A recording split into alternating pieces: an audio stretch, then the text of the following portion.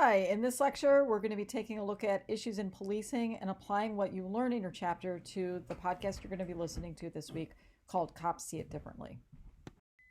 So, this week, you're going to be listening to a really cool podcast called Cops See It Differently.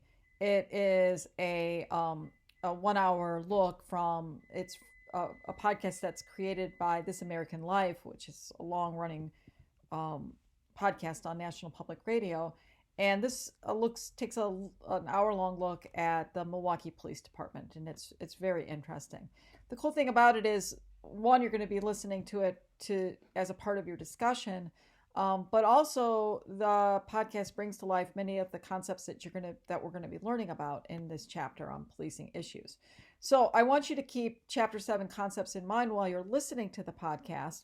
And in this lecture, we're going to basically go over just a couple or three of the policing issues that this chapter focuses on. There are many more, but just to give you a sense of what you should be sort of thinking about as you're listening to the podcast. You will be asked a question on the final exam about applying the concepts from Chapter 7 to the podcast, and the question will ask you to apply concepts that are not covered in the lecture as well, just to make sure that you're learning about and thinking about the other concepts and how they apply to the podcast. So let's go ahead and get started. So we're going to look at three of the concepts that Chapter 7 covers: police culture, police style, and police discretion. But as I noted, that you're responsible for applying the other concepts from the chapter as well as we move towards our final exam. So let's get started. So the first concept we're going to talk about is police culture. Police culture is also oftentimes referred to as the blue curtain. This idea that there's this secretive, insulated police culture that basically isolates police officers from the rest of society. This idea that police work is really dangerous and risky, and that only other cops can understand what a cop is going through. And that the only way that they can kind of face the challenges of policing is if they are unified with other cops, because only other cops can understand that danger. And so the blue curtain is this culture that forms that as a result of the sort of stressful experiences that police officers have on the job, and feeling like the only way they can get through that experience is if they're unified with other cops. So why does it form, and what are some of the features of the culture? Well, it forms because the reality of policing is very different than the perception that people have when they join the police force. So a lot of people join the police force, they don't understand the risks and the stress and the fatigue associated with it. They might feel like it's this really stable job that's going to be there forever. It's going to have this level of prestige. It's going to be valorized within the community. But the realities of it are not that. It's a hard job, long hours, oftentimes stressful and fatiguing. Not very glamorous. There's a lot of desk work and paperwork that you have to fill out, and that those can be very challenging for new recruits. So the idea is that, is that in order to sort of weather the reality of policing, the police band together with other cops in order to deal with the difficulties of policing. There's the sense in the blue curtain that there's loyalty to other cops above all else. So one of the huge or most important values of the blue curtain police culture is that cops before everybody else, and that loyalty is what defines a good cop. And also this sense that if you really want to be a good crime fighter, that you've got to break the rules sometimes. That if you're following the rules to the T, you're never going to get the job done. And that's another feature of the police culture. So what are the benefits and the drawbacks of the associated with the police culture? Well, one benefit is it does provide some support for not just new recruits, but people who've been in the force for a while. There could be a sense of identity and camaraderie that comes from this, and that there can be a sense of self-worth, that because you have this identity as a part of this brotherhood or unity of other police officers. It also, some studies show that it can lead to decisiveness, that if you know what your identity is, you know what your role as a cop is, then you're willing to take action. But there are some downsides to this as well. Particularly for minority police or women police, they might not feel the same bands of brotherhood that are underpinning the blue curtain. But also, as you're going to see as you're listening to the podcast, it can really make reform difficult within the police force, because since loyalty to cops above all makes it difficult for cops to recognize and stand up to the illegal behaviors of other and unprofessional behaviors of other police. And that also because there's this culture that sort of forms, that culture that might be resistant to changes that actually might be beneficial to the social good, but that the police culture might resist. Another issue that your textbook talks about are the different styles that police adopt. Police engage in a diversity of tasks. They are peacekeepers, they investigate crimes, traffic control, provide for emergency medical services. There is a whole host of activities and a diversity of activities that police engage in. And so police develop sort of a work attitude or a style that reflects their approach to policing. And what's interesting about police styles is that researchers show that police are not a homogenous group, that police approach their job from different perspectives. And so some police sort of see their job and their role in society as differently than other police do. And so that's one of the benefits of some of the research regarding police styles. So there are 4 main categories, and I'll let you read about them more in the textbook, but let's just put them up here together, the different police styles that your textbook talks about. You have the crime fighter, the social agent, the law enforcer, and the watchman. Those are the different police styles that researchers have identified. The first one, the crime fighter, basically, if you're a cop and your policing style is crime fighter, that you view the most important part of your job is investigating crime and apprehending criminals. And oftentimes the crime fighter style is associated with the concept of the thin blue line. Cops that come from this perspective think that cops are the thin blue line that protects society from the murderers and the rapists, right? So it's sort of like society, evil, cops are that thin blue line that protects that evil from invading the rest of society, okay? And so there's this perception that the world is dangerous and cops are there to provide this check on that danger. An almost polar opposite sort of perspective of styling is the police as social agent. From this perspective, that the police who has this style of policing sees their job as basically dealing with social issues. Rather than viewing themselves as like the people who catch criminals, that they consider themselves like a solver of community problems. And that there could be a lot of problems within that society, whether that is drug abuse or whether that is, domestic disorder or, health problems or crime.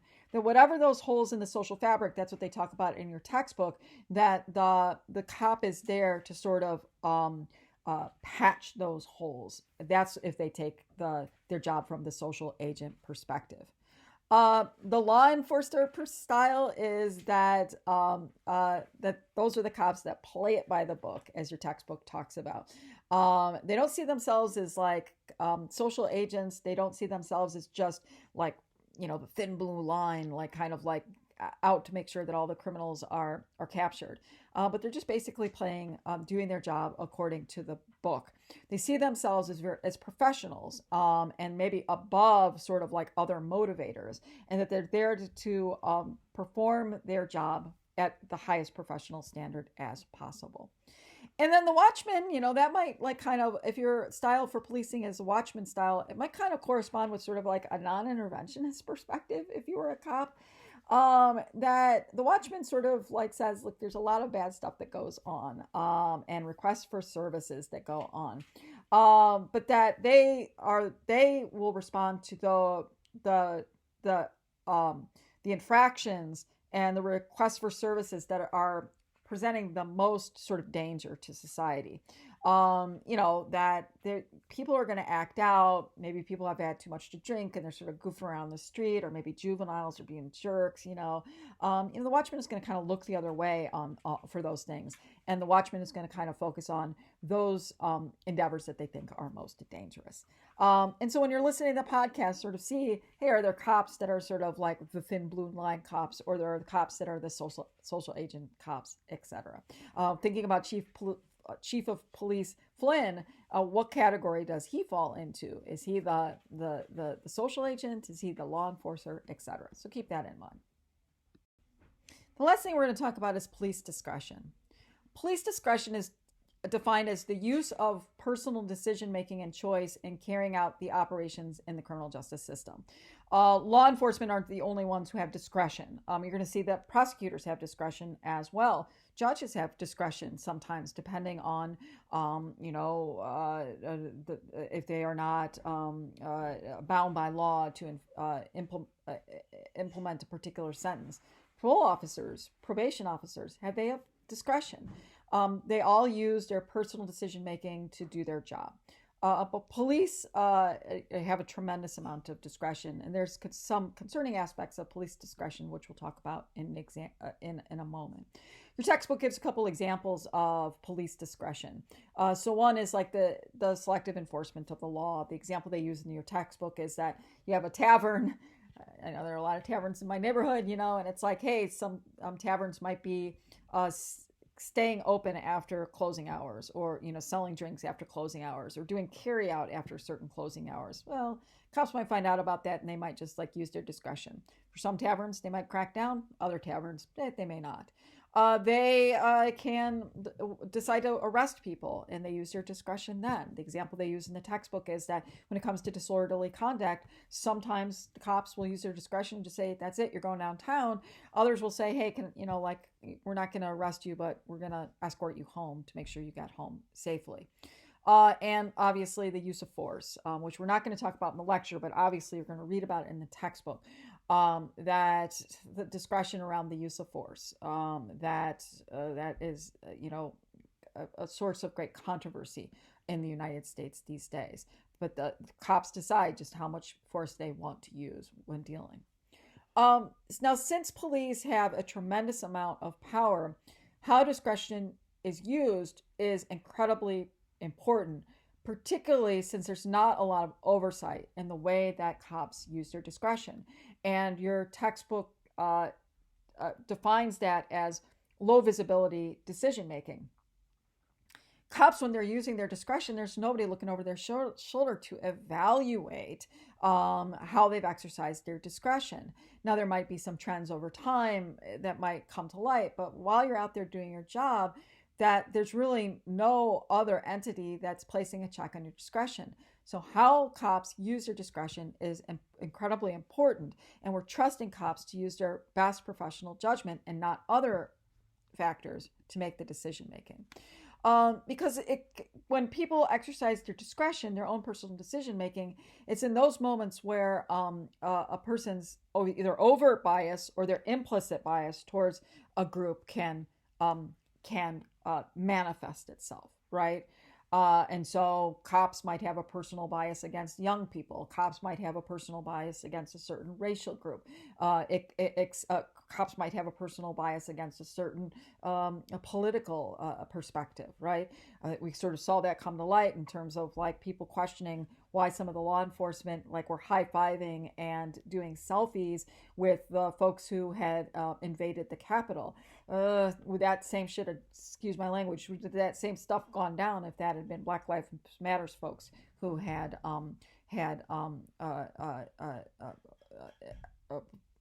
attacked the Capitol?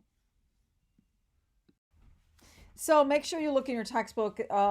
There is the concept summary for the different factors that influence police discretion. This has been studied widely about what are some of the reasons for why police would act one way in one circumstance and act differently in another circumstance. And we're not going to go through all of these, but that there are different factors. The crime that's taking place that can influence decision making. That if the more severe an offense is, like violent assault or murder, cops aren't going to use a lot of discretion there. They're going to like act sort of the same way. But if it's like something that's less violent, then that's where discretion can come into play. Relationships with the parties involved. That if the people know each other in an assault, then cops might deal that differently than if the victim doesn't know their assaulter. If it's a stranger assault.